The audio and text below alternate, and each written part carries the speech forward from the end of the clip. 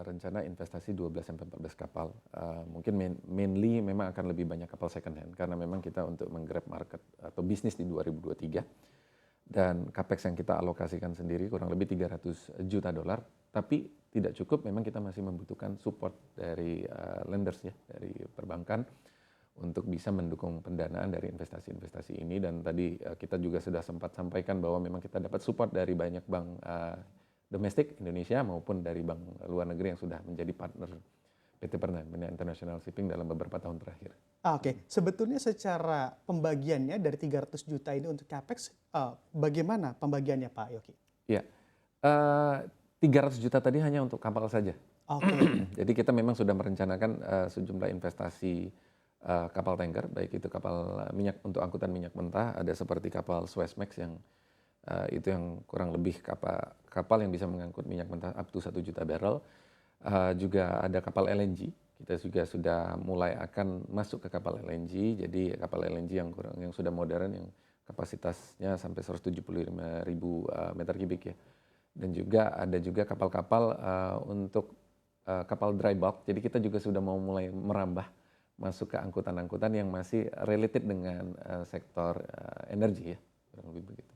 Oke, nah Pak Yoki, Anda juga saya mengingat begitu ya, tadi Anda mengatakan sebetulnya untuk boom komoditi ini di Pertamina International Shipping tidak begitu banyak terpengaruh. Sebetulnya untuk melihat angka kontribusinya dari sisi kinerja, seperti apa ataupun berapa besar Pak?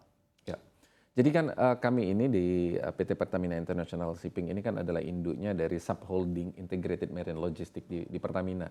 Jadi bahwa kami ada beberapa segmen bisnis. Segmen bisnis pertama memang segmen bisnis angkutan migas, dan yang kedua pengelolaan pelabuhan, dan yang ketiga pengelolaan terminal yang dikelola oleh anak-anak usaha kami.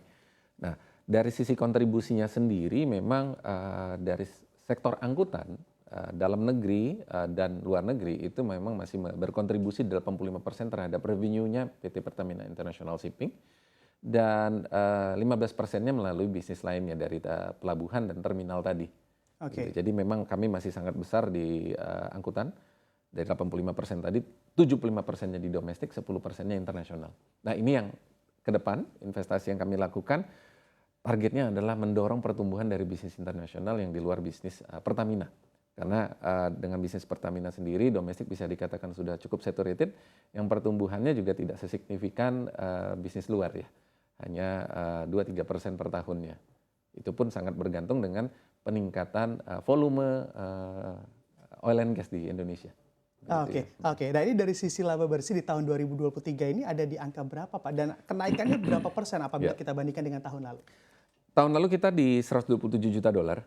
Tahun ini memang kita belum final, kita masih menyelesaikan audit, namun insya Allah di plus minus 200 juta dolar, jadi cukup signifikan peningkatannya. Oke, 200 juta dolar begitu ya Pak Yoki di tahun 2023 ini. Yeah. Anda melihat formatnya begitu ya, PIS sendiri memiliki 3 layanan utama, di mana ada jasa pengangkutan kargo eksim, lalu juga jasa penyewaan alat-alat pelayaran, dan juga jasa pengangkutan antar pelabuhan.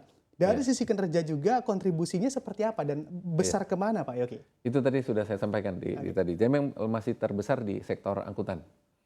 Namun meskipun sektor angkutan berkontribusi 85%, kita paham bahwa untuk area pertumbuhan itu tidak selalu harus di sektor kapal.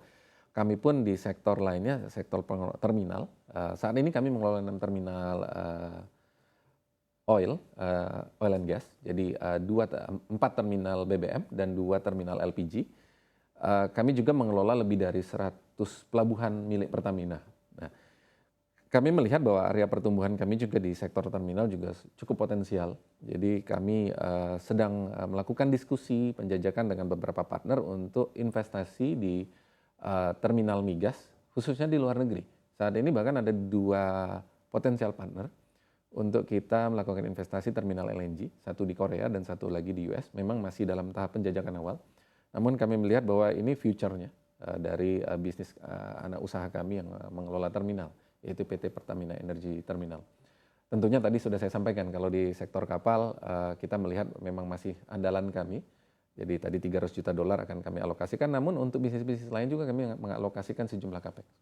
Ah, Gitu. oke. Jadi ada akuisisi begitu ya terminal LNG di dua negara tersebut. Iya. Sebetulnya nanti target rampungnya sendiri di tahun berapa, Pak Yoki? Eh, Memang ini menyasarnya di atas 2025 ya.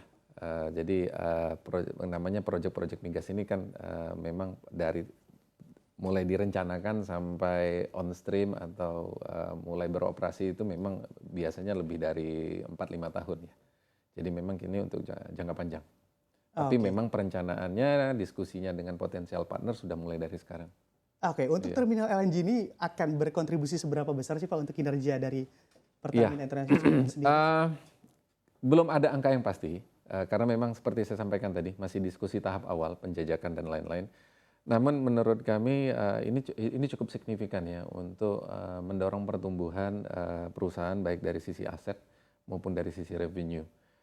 Dan kita melihat sebenarnya lebih nilai strategisnya bahwa PT Pertamina International Shipping bersama anak usahanya benar-benar sudah merambah bisnis di luar Indonesia dan di luar Pertamina.